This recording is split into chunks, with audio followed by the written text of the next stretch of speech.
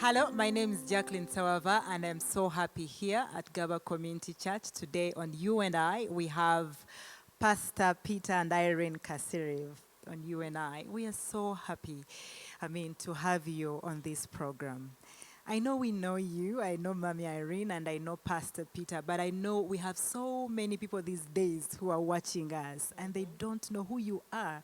So do you mind sharing with our audience and tell them who you are? More about you. Hello, I'm so happy to be here today. I'm Irene and it's Peter, and we are married. It's now coming to 27 years.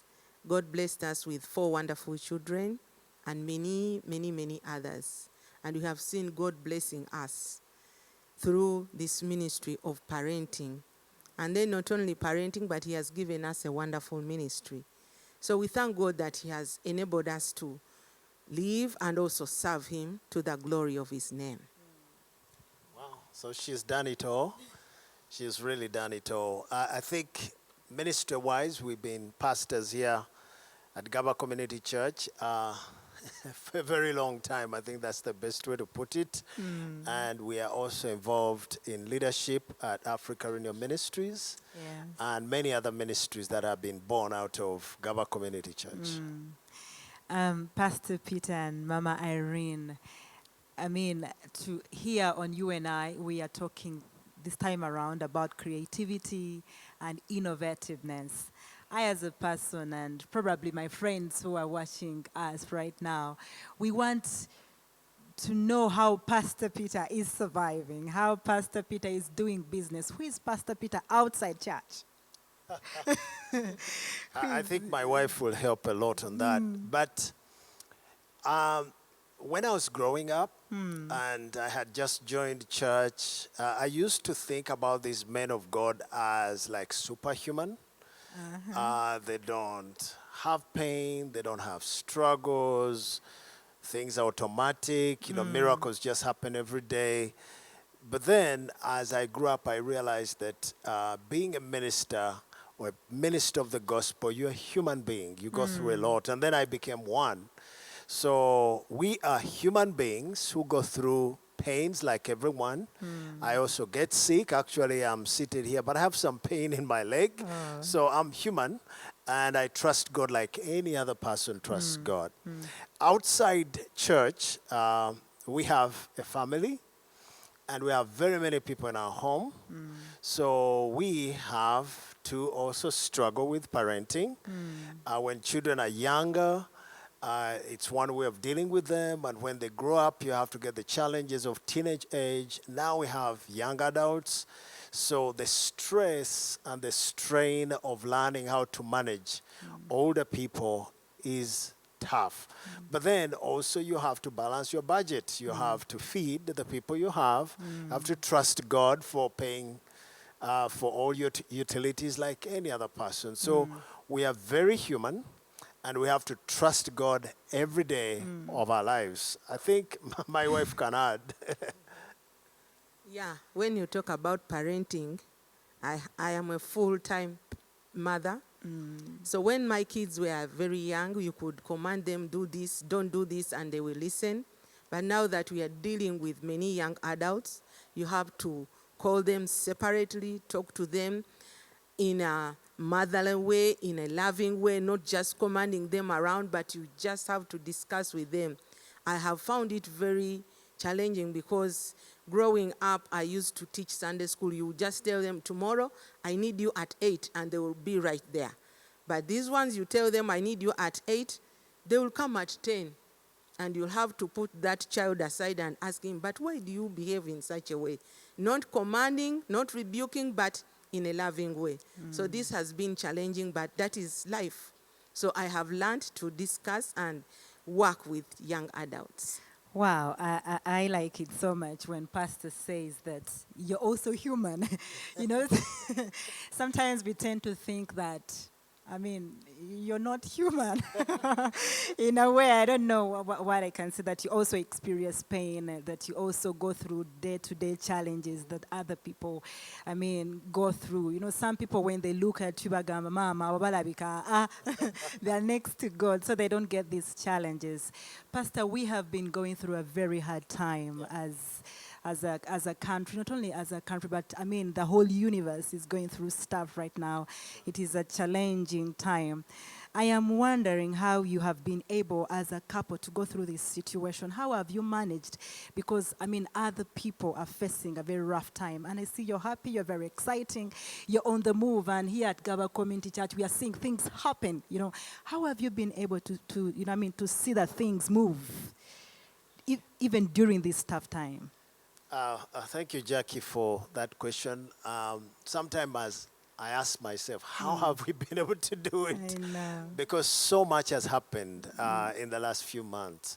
But I would say the beginning was very challenging because the lockdown happened. I had just been traveling, you know, a few times. I had been to South Korea, and then I ended up in the US. So it like happened sudden.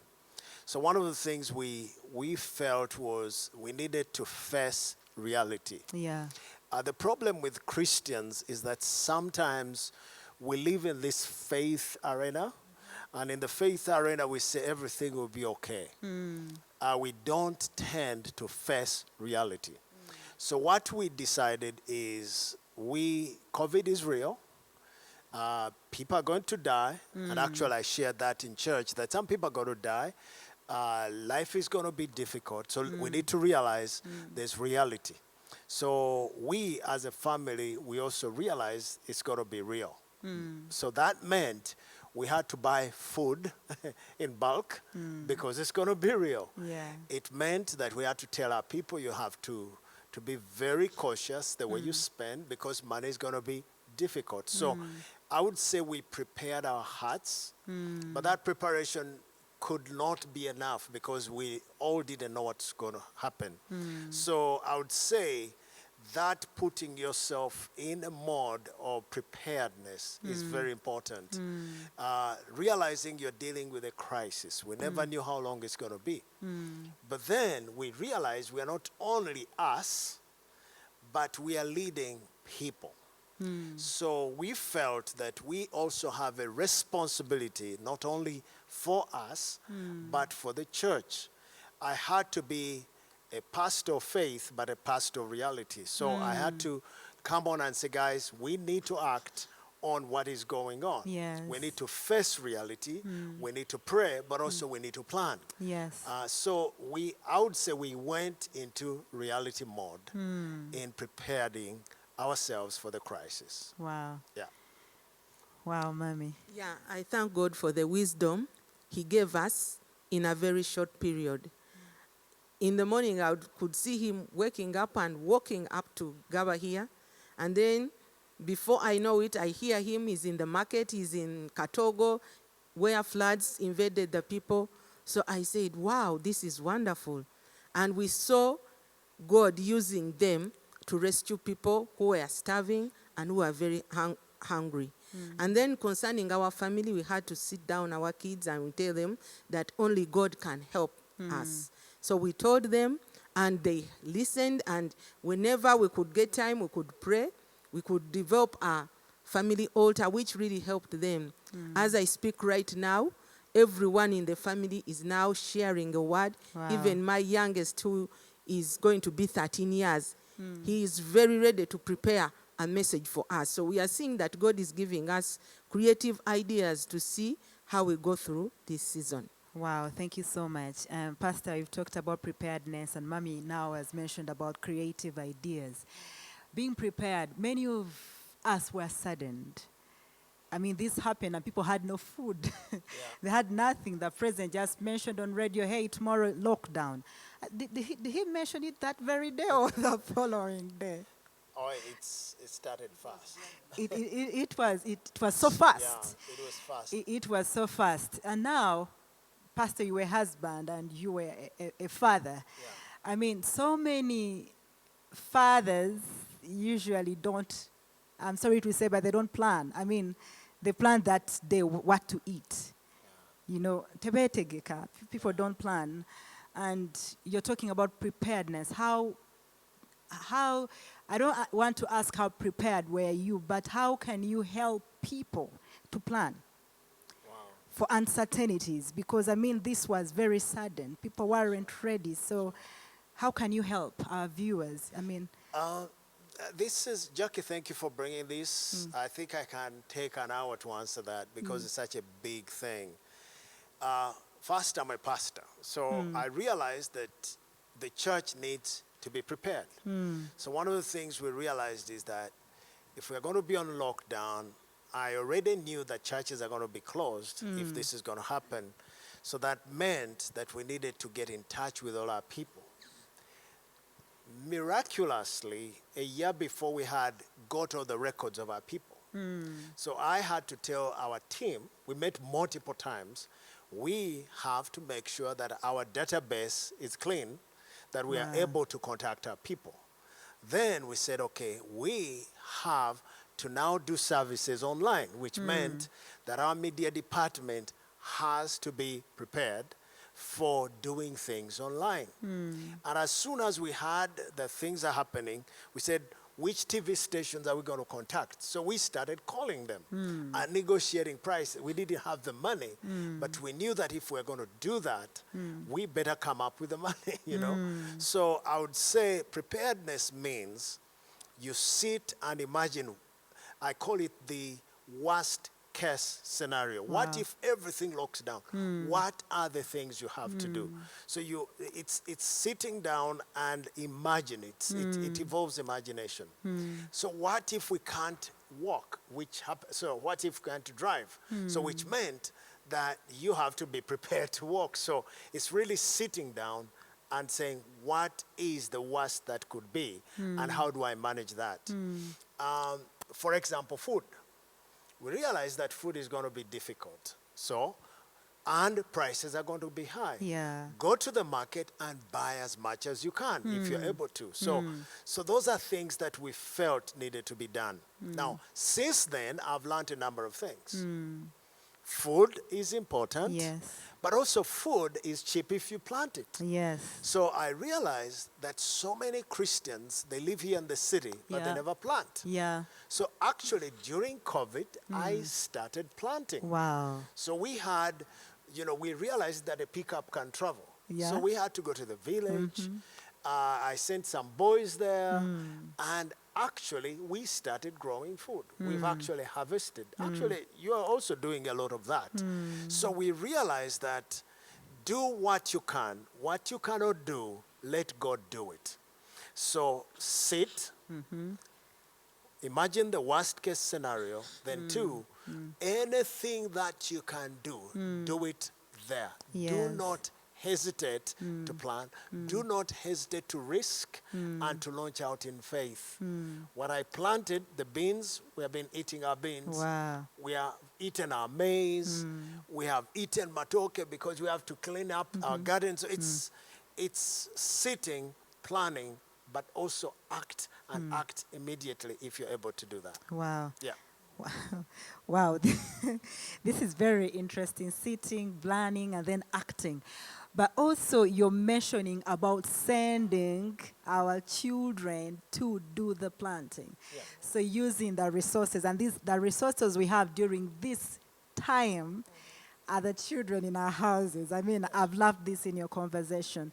And I mean, many of us as parents, we have the resource during this time of the children, and we are not using them, and we are starving.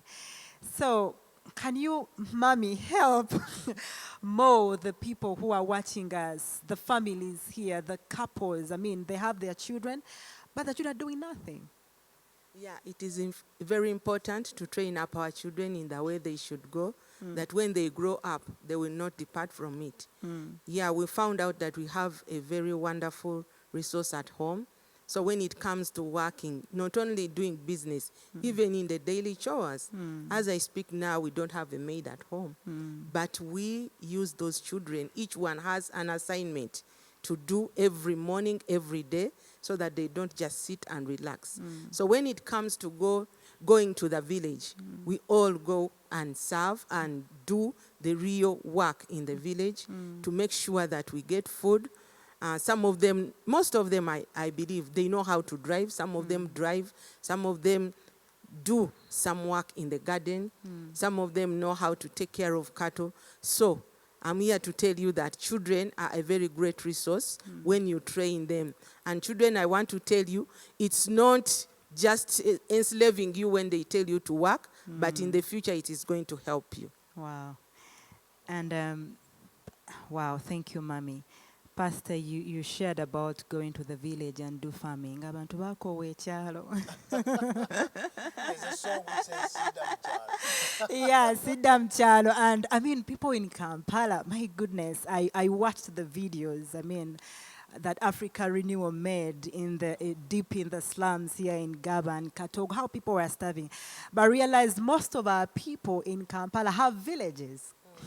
I mean, and the government has been struggling to feed people, yet most of these people have places where they can do planting.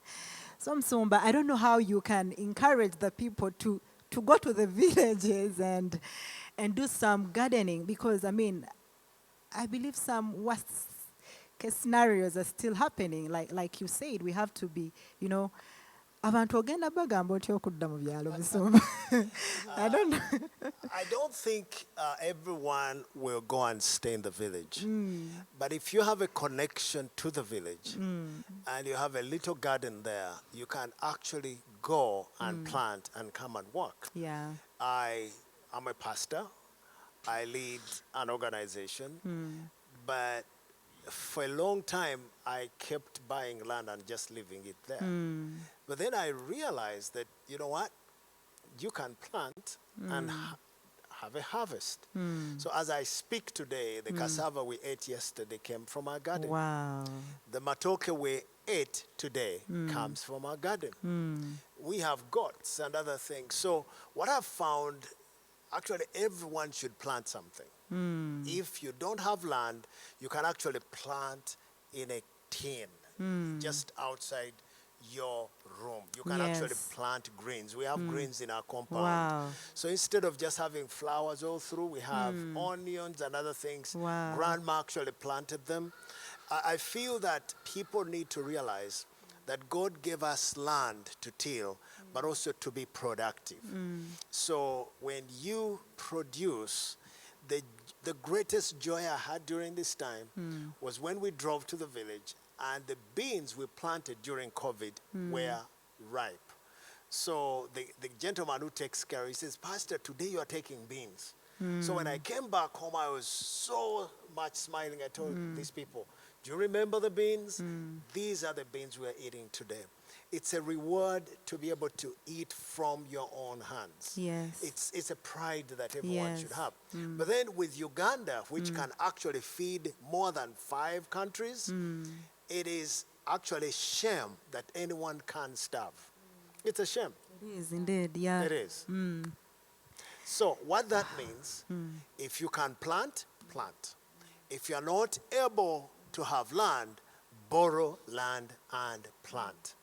If you don't have land, plant in your tin outside your room. Do something with your hands. Wow, our pastor is a great source of wisdom, and I'm really loving this story. Wow, I'm thinking about my next question right now. You're such an exciting couple, and we as the people of Gaba Community Church, it's such a great honor to have you as our pastors. And I want to know, Pastor, you're busy, you're everywhere, and I mean, Mommy, you're busy too. Do you have a love life? How do you balance these two? Do you have time for yourselves? I mean, do you? We have time for ourselves, especially when we get back home. We make sure that we sit together, we talk and discuss how the day has been. And when we get a time of going out, we can go out, hang around together, do some shopping. So we find time for ourselves. And when it comes to prayer, we make sure that we pray, the two of us, and then pray with the family. So the limited time God has given us, we try to use it to the maximum, such that, yes, we cannot say that we are so busy, and then we forget about ourselves.